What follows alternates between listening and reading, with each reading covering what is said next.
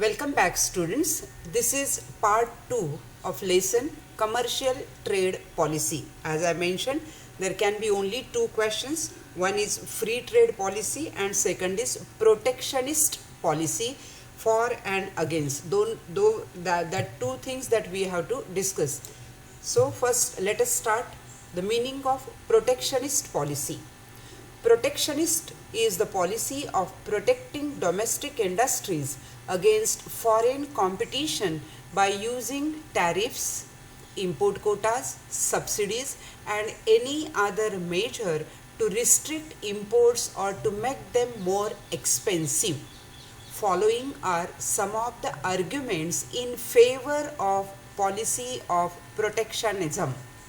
Number 1, infant industry argument. During their early stages of growth, new industries need protection from competition from foreign firms. The new industries are not matured enough to face the competition from imports by well established foreign firms and may not be able to survive.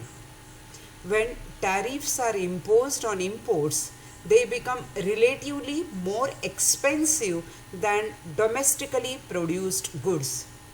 This helps infant industry to compete with the imports. Second, diversification argument. When countries follow protectionism, they restrict imports of several goods and services and they are therefore forced to produce them domestically. This results in diversified production base and a more balanced economic growth. Next, employment argument. Protectionist policy restrict import, promote domestic industries and therefore generate employment in domestic industries.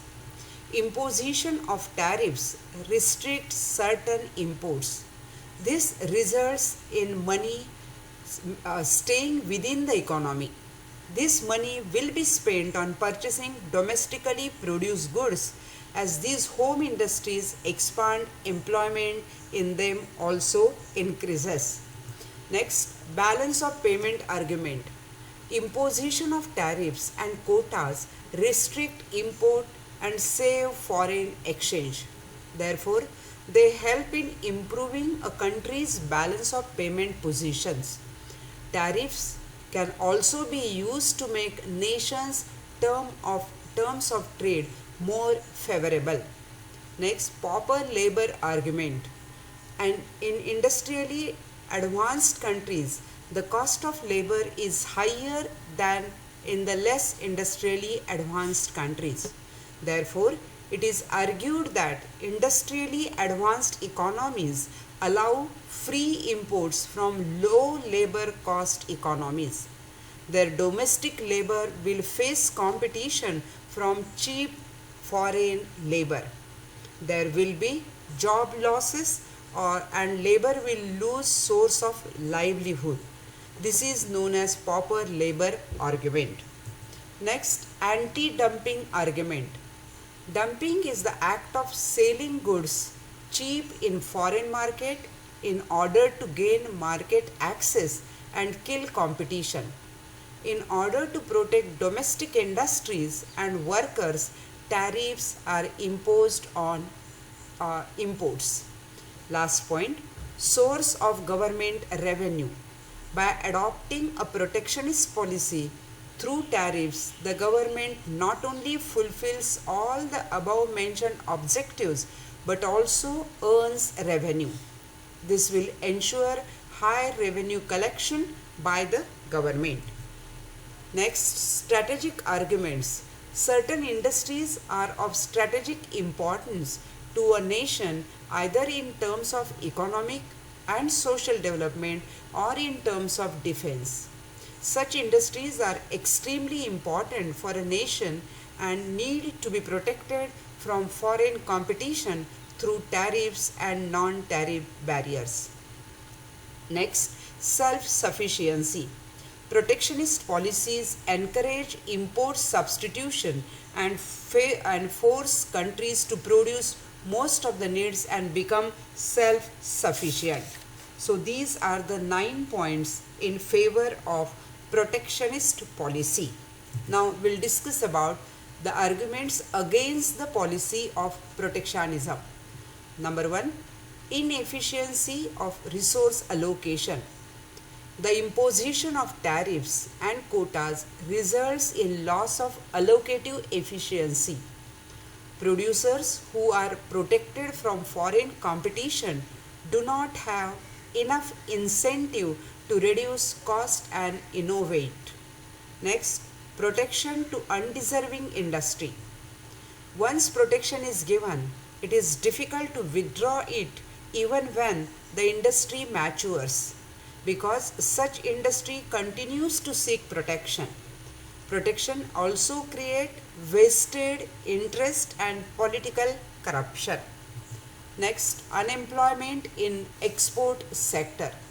When imports are restricted through tariffs and quotas, they are expected to increase demand for domestic goods and services and generate employment within the country.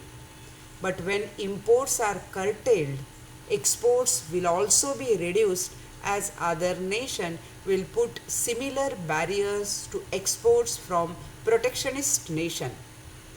As export sector shrinks, the additional employment created in this sector will also shrink. Next, diversification is not always possible.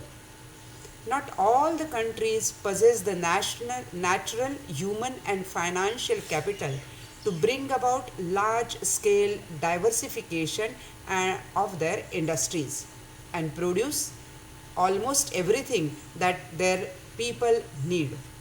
No country can achieve wide range of diversification by using protectionist policy and by remaining isolated. Next, labor not only a factor of production. When country adopts capital intensive techniques of production, it will reduce its average cost despite high labor cost. Low wages do not necessarily mean low cost, as the real cost of labor will be high due to low productivity. Next, disadvantage to domestic consumer.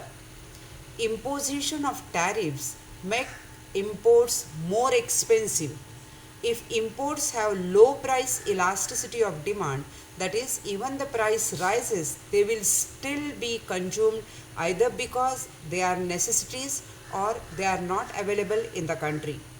But consumers' welfare will be reduced due to protectionist policy followed by the government. Next, retaliation by other countries. A country, by following protection policy in trade, will face similar policies from other countries where it exports its goods and services. Ultimately, protectionist policies will harm countries' export sector.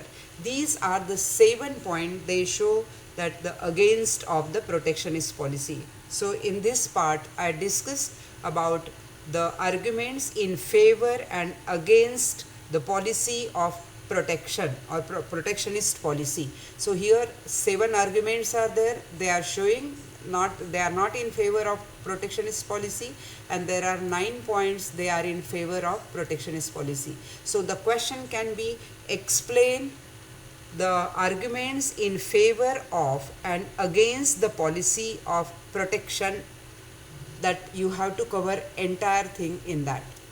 Thank you very much.